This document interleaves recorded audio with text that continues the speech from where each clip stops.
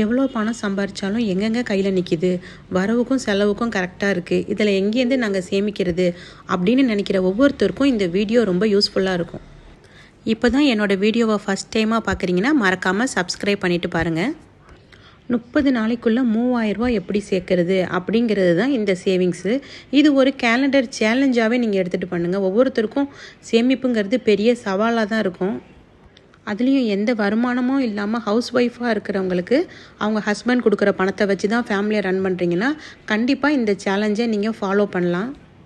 இந்த சேலஞ்ச் பார்த்திங்கன்னா நீங்கள் தினமும் வருமானம் வரவங்களாக இருந்தாலும் சரி, இல்லை வார சம்பளம் வாங்குறவங்களாக இருந்தாலும் சரி, இல்லை மாத சம்பளம் வாங்குறீங்கனாலும் பரவாயில்ல, யார் வேணும்னாலும் இந்த சேலஞ்சை நீங்கள் கண்டிப்பாக பண்ணலாம்.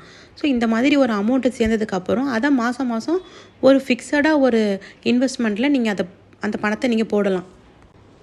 வாங்க வீடியோக்குள்ளே போகலாம். இப்போ நான் எழுதியிருக்கேன், இது வேணுங்கிறவங்க ஸ்க்ரீன்ஷாட் எடுத்து வச்சுக்கலாம். இல்லை இது ஒரு ஐடியா நான் சொல்லியிருக்கேன், உங்களுக்கு இது எப்படி பிரித்து எழுத பிடிக்குதோ அந்த மாதிரி நீங்கள் எழுதி உங்களுக்கு எப்படி சேமிக்க முடியும் அப்படின்னாலும் நீங்கள் அந்த மாதிரி நீங்கள் எழுதிக்கலாம். இந்த சேமிப்பு பார்த்திங்கன்னா தொடர்ந்து நம்ம 30 நாளும் நம்ம சேமிக்கணும். ஸோ ஒவ்வொரு நாளைக்கு எவ்வளோ அமௌண்ட் நம்ம சேமித்து நம்ம 30 நாளைக்குள்ளே நம்ம எப்படி 3000 ரூபா சேமிக்க போகிறோம் அப்படிங்கிற சேலஞ்சு தான் இது. இது வரைக்கும் நாங்கள் சேமித்ததே இல்லை அப்படிங்கிறவங்க கண்டிப்பாக இந்த மெத்தடை ட்ரை பண்ணி பாருங்கள். உங்களுக்கே ஒரு ஆர்வம் வந்துடும் சேமிப்பு மேலே. உங்களுக்கே இது செலவில் சேமிக்கிறது தான், நம்ம செலவு பண்ணுறதுக்கு எடுத்து வைக்கிற பணத்தில் சேமிக்கிறது தான். இப்போ ஃபஸ்ட்டு டே பார்த்திங்கன்னா நான் 180 ரூபா போட்டிருக்கேன். டே 1ல் 180 ரூபா போட்டிருக்கேன். அதுக்கப்புறம் செகண்ட் டே பார்த்திங்கன்னா 70 ரூபா போட்டிருக்கேன். இந்த மாதிரி நான் 30 நாளைக்கும் பார்த்திங்கன்னா ஒவ்வொரு அமௌண்ட்டை நான் பிரித்து போட்டிருப்பேன். இந்த மாதிரி சார்ட்டை நீங்கள் ரெடி பண்ணி நீங்கள் பார்க்குற இடத்துல நீங்கள் ஒட்டி வச்சுக்கோங்க. உங்கள் கண்ணுக்கு நேராக நீங்கள் ஒட்டிக்கிட்டிங்கன்னா நீங்கள் எப்பப்பெல்லாம் அமௌண்ட் போடுறீங்களோ அதை நீங்கள் டிக் பண்ணிக்கலாம். இப்போ நான் 180 ரூபா போட்டிருக்கேன், அன்றைக்கி நீங்கள் போட்டுட்டீங்க. இப்போ 70 ரூபா போட போகிறீங்க. உங்கள் கையில் 70 ரூபா இல்லைன்னா இருக்கிறதுலே எங்கே அமௌண்ட் கம்மியாக இருக்குது இந்த 30 நாளுக்குள்ளேன்னு பாருங்கள். இப்போ 14வது நாள் பார்த்தீங்கன்னா 40 ரூபா போட்டிருக்கேன். ஸோ உங்கள் கையில் 40 ரூபா இருக்குன்னா முதல்ல அந்த 40 ரூபா போட்டுட்டு அதை டிக் பண்ணிக்கோங்க.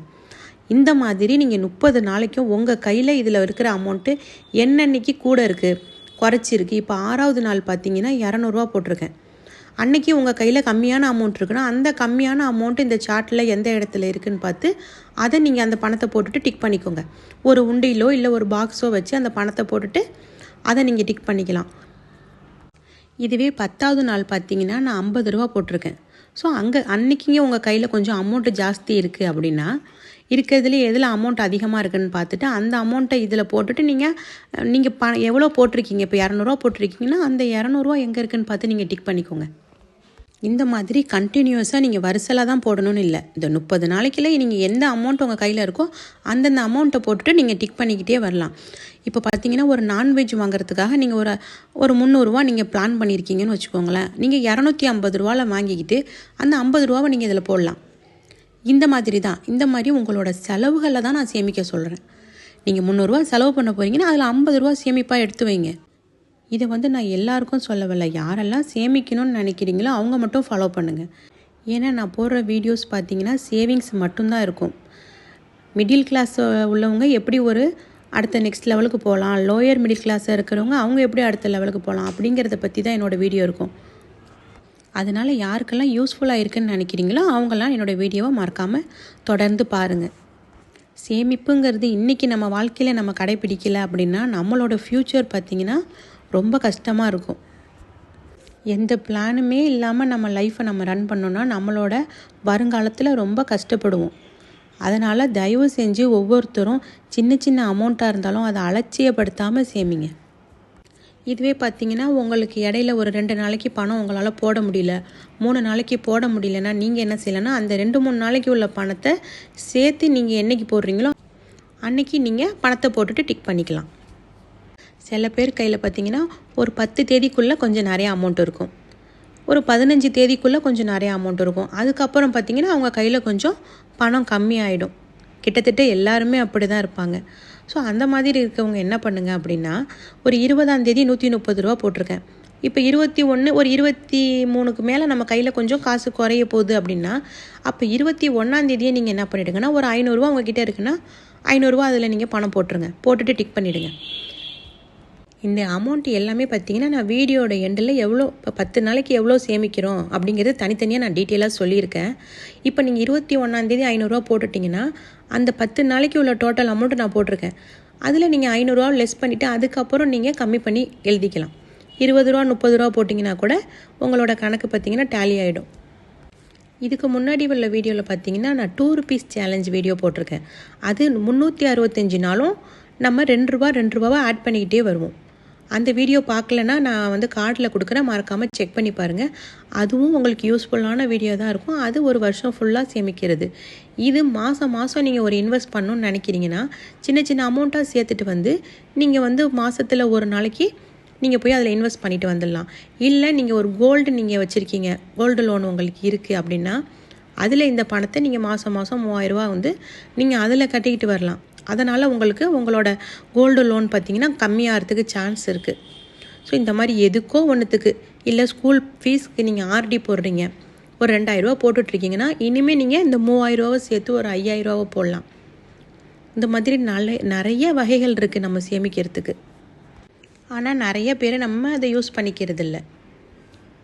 பணத்தோட விதி என்ன அப்படின்னு பார்த்தீங்கன்னா, இன்றைக்கி நம்ம அதை பார்த்து நம்ம சேமித்து வச்சோன்னா நாளைக்கு அது நம்மளை பார்த்துக்கும். நம்ம குழந்தைகளே இருந்தால் கூட சரி தான், நம்ம கையில் இருந்தால் தான் நம்மளை மதிப்பாங்க. ஸோ நமக்குன்னு ஒரு ஃப்யூச்சருக்காவது, நம்மளோட ஒரு ரிட்டைர்மெண்ட்டுக்காவது நம்ம கையில் ஒரு அமௌண்ட்டுங்கிறது இருக்கணும். அதனால் இது வரைக்கும் சேமிக்கலை நாங்கன்னு சொன்னால் கூட நீங்கள் பரவாயில்ல, கண்டிப்பாக இந்த வீடியோ பார்த்தீங்கன்னா இனிமேல் அடுத்த மாதத்துலேருந்தாவது நீங்கள் சேமிக்க ஆரம்பிங்க. அன்னன்னைக்கு நம்ம பண்ணுற செலவுகளை குறைச்சி அதை இந்த மாதிரி நீங்கள் சேமித்து நீங்கள் கொண்டு போய் ஒரு ஆர்டியாக பேங்க்லேயோ இல்லை போஸ்ட் ஆஃபீஸ்லேயோ நீங்கள் போட ஆரம்பிங்க. நிச்சயமாக அது உங்களுக்கு ஒரு நல்ல ரிட்டர்ன்ஸ் கொடுக்கும். போஸ்ட் ஆஃபீஸில் பார்த்தீங்கன்னா 5 year வரைக்கும் நம்ம கட்டலாம். இதுக்கான வீடியோவும் நான் ஏற்கனவே போட்டிருக்கேன். எவ்வளோ அமௌண்ட்டு போட்டோம்னா 5 வருஷம் முடிவில் ஆர்டியிலே நமக்கு எவ்வளோ பணம் கிடைக்கும் அப்படிங்கிறதையும் நான் டீட்டெயிலாக ஒரு வீடியோவில் சொல்லியிருக்கேன். அதையும் நான் மேலே கார்டில் கொடுக்குறேன், செக் பண்ணி பாருங்கள். பேங்க்கில் பொறுத்த வரைக்கும் ஆர்டி பார்த்திங்கன்னா நீங்கள் போய் பேங்க்கில் என்ன ஒரு பெனிஃபிட் பேங்க்கில் இருக்குன்னா, நீங்கள் அங்கே சொல்லிட்டீங்கன்னா மாதம் இந்த தேதியில் உங்கள் அக்கௌண்ட்லேருந்து டைரெக்டாக அவங்க பணத்தை எடுத்துப்பாங்க. நீங்கள் போகணுன்னு கூட அவசியம் இல்லை. இல்லை நான் நேரில் போக முடியுங்கிறவங்க நீங்கள் போஸ்ட் ஆஃபீஸ்லேயே நீங்கள் ஆர்டி ஓப்பன் பண்ணிக்கலாம். அதுவும் இல்லை அப்படின்னா நீங்கள் கோல்டு சிட்டு மாதம் நீங்கள் ஆன்லைனில் நிறைய ஆப் இருக்குது. ஸோ இந்த மாதிரி சேமித்த பணத்தை நீங்கள் டேரெக்டாக நீங்கள் கோல்டு சிட்டில் போட்டுருங்க. நம்ம கையில் வச்சுருந்தா செலவாயிடும். அதனால் கையில் வச்சுக்காமல் ஏதாவது ஒரு இன்வெஸ்ட்மெண்ட்டில் நீங்கள் போய் அதை போட்டுருங்க. உங்களுக்கு தெரிஞ்சவங்க யாராவது சீட்டு போடுறாங்க அப்படின்னா நீங்கள் அவங்கக்கிட்ட கூட நீங்கள் சேர்ந்துக்கலாம். மாதம் நீங்கள் இந்த அமௌண்ட்டை அதில் கட்டிட்டு வரலாம். இது உங்கள் குழந்தைங்களோட ஸ்கூல் ஃபீஸ்க்கோ இல்லை வேறு எதுக்கோ இது யூஸ்ஃபுல்லாக இருக்கும்.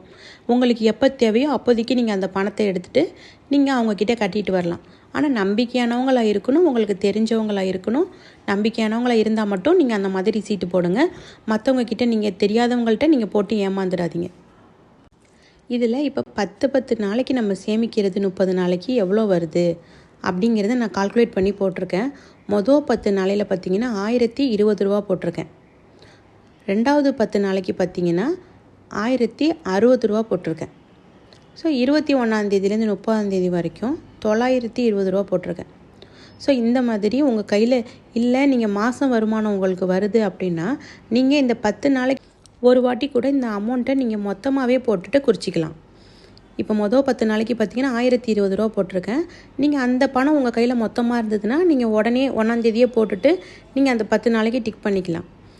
இந்த மாதிரி எப்படி நம்ம செலவு பண்ணிக்கிட்டே நம்ம சேமிக்கலாங்கிறத பற்றி தான் இந்த வீடியோவில் உங்களுக்கு நான் டீட்டெயிலாக சொல்லியிருக்கேன். யாரெல்லாம் இந்த சேவிங்ஸை ஸ்டார்ட் பண்ண போகிறீங்களோ மறக்காமல் கமெண்டில் சொல்லிவிடுங்க.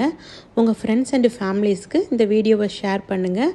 மறக்காமல் என்னோடய சேனலை சப்ஸ்கிரைப் பண்ணிக்கோங்க. நான் போடுற ஒவ்வொரு வீடியோவும் உங்களுக்கு யூஸ்ஃபுல்லான வீடியோவாக இருக்கும்.